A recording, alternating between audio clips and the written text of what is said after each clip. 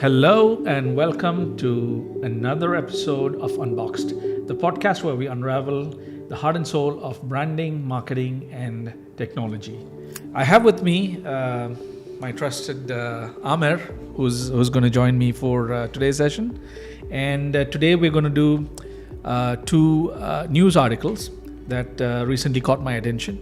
And one of them is regarding Twitter. Now, Twitter, we all know that Twitter rebranded to X, and there's been a lot of mixed reaction, mostly not so great from branding experts, marketing experts, and we've seen some significant impact of this rebranding exercise on the stocks and valuation of Twitter itself. This article that I'm referring to is basically titled "Twitter turning into X is said to kill billions in brand value." What is your take on that, Amir? Yes, but thanks for coming back again, because in the last news section you were not there. So yeah, so that's a mixed one. But apart from that, it was what I feel. It was a very abrupt decision from the context of the we all know how Elon works. So Yes. he took the Twitter the same, like we were thinking it was just like it's just a bet. Yes. But he ultimately bought that one. Yes. The same he did for the rebrand. I don't even call it now the rebrand. It's just that I don't like the logo, so let's just change it. In the case of Twitter, I don't know. I would like to look at it from more two different perspectives. Like, if you ask me, do I like it or not? Personally, I don't like it, because the earlier logo or the brand was more friendly. It's even if you look at the brand identity or the logo itself, it was very rounded, very approachable. It was for the masses. It would be very interesting to know what happened in the boardroom when this discussion of this rebranding was going on. I assume with the personality of the Elon, he just kind of like took that decision, and everybody has to follow that. They don't have any option for it. Yeah. Like, if you are opinionated, then you must be fired. That's the kind of the personality Elon has.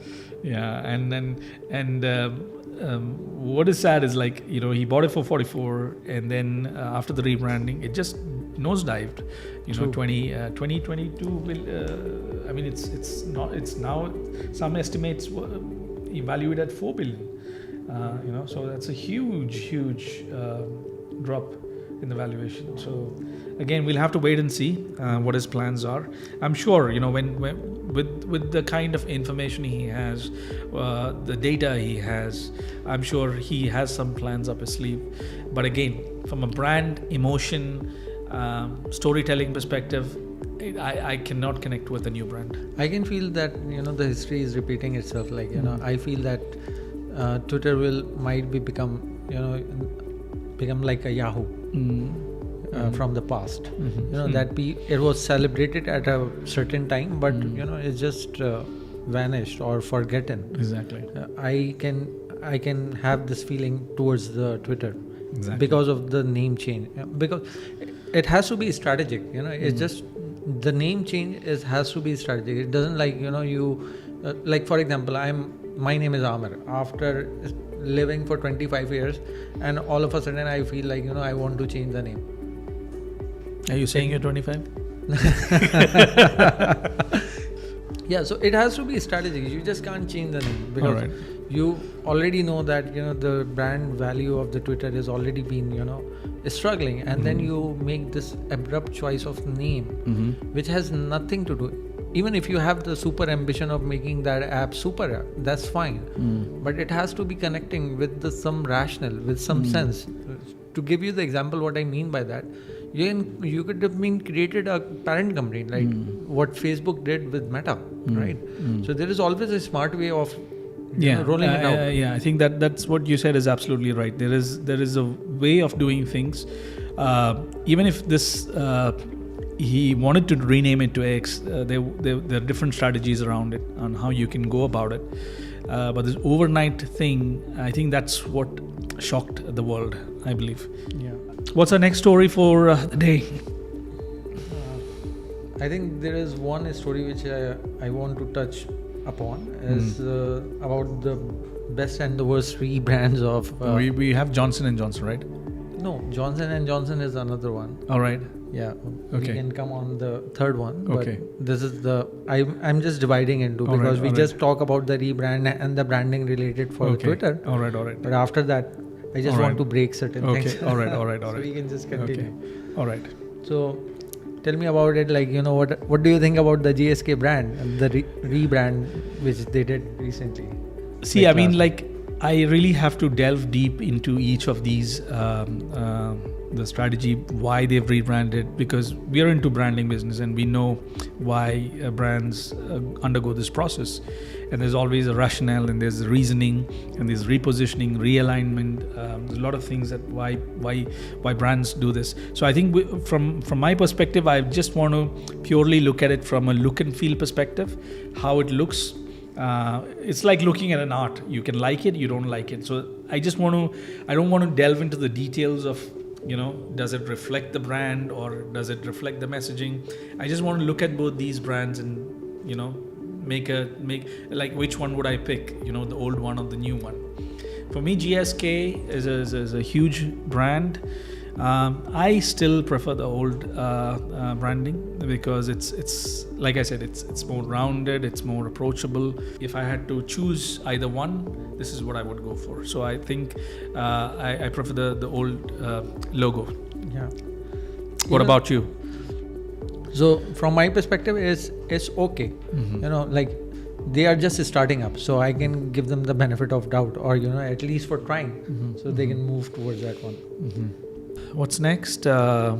Sage. Sage is the accounting finance platform, right? Yeah. I think I like the old one better. It's more visible in terms of visibility, in terms of being identifiable. I think the old typeface looks very bold. It looks like a new age brand. The new one, I'm not sure. It's just too, I don't know, it's too wavy, and I mean, I'm purely looking at it from if I have to look at two pieces of art and decide which one I like. Of course, a brand is much more than that, and that's what we always tell our thing. But again, this is also the identity, how it looks. Does it reflect the image of the brand? I don't know. The new brand, not sure. I don't know what is a new vision, what is a new story, what is a new direction. I'm not sure. But it just in terms of the look and feel, I like the old brand better. Yeah. I feel the same. The old one I can see that it has a professional hand towards it. Hootsuite. Yeah. Hootsuite again. Somehow I like the old one better because it's more simple. I feel it's more unique. I still remember, even if I don't look at the logo, I remember the identity of the brand. I remember the logo clearly when I hear the name. The new one, it looks just like an icon or that you get on Google. It doesn't. I mean, I don't know. I like the colors, but in terms of the font styling, in terms of the logo mark, I like the old one. Yeah. The old one has this persona because of they were using the black and white, very straightforward. So it has the meaning. So I feel the smooth lines makes it more sticky, more memorable. Burger King, my God, Burger King. I know this is.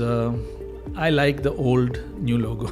I mean, I know it's a more of a, they brought back the old logo, but I feel I relate to it more.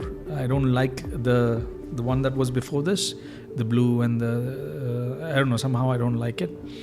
I think it was too busy, a lot of elements, but now it's more clear.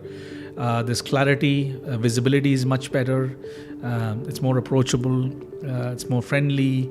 I think I like the new one better. Yeah, I completely agree with you. And what I personally really like about the Burger King logo itself, that that's where you can see that the logo is developed on the strategic thinking. So the person who is designing, he understood the strategic learning. Yeah. That's where he put the whole expression of it, and it's just amazing. It's very rare, but it happens. Yeah. So now I want to come back to you on the the actual rebrand, which is recently happened. I think this is a new one, I guess, right? Yeah. Okay. The Johnson and Johnson. So what do you think about that Johnson and Johnson as brand? If you ask most people who are not really following the brand, or people who are exposed to the brand, the general like if you ask the general public, most of them know this as a shampoo or a powder or a baby product, which is true. But I think Johnson & Johnson is much more than that. It's more of a healthcare brand. And it's surprising that they moved away from their 150-year-old logo, brand identity, to the new one, to embrace the new vision for the brand. I like it. I like it. But I feel the old one was more iconic, like the Coca-Cola, and it was very iconic. It was you would never miss it. But yes, I think it's like I said, it is not just about the look and feel. They're doing it for a purpose, the reason, and they have a deeper purpose behind the whole thing. I don't know if you want to touch upon that, what their purpose is. Yeah. And just to add one more question towards it, what do you think? Either is because of the rationale, what happening recently in pharma side. So what I mean by that is GSK did the rebrand.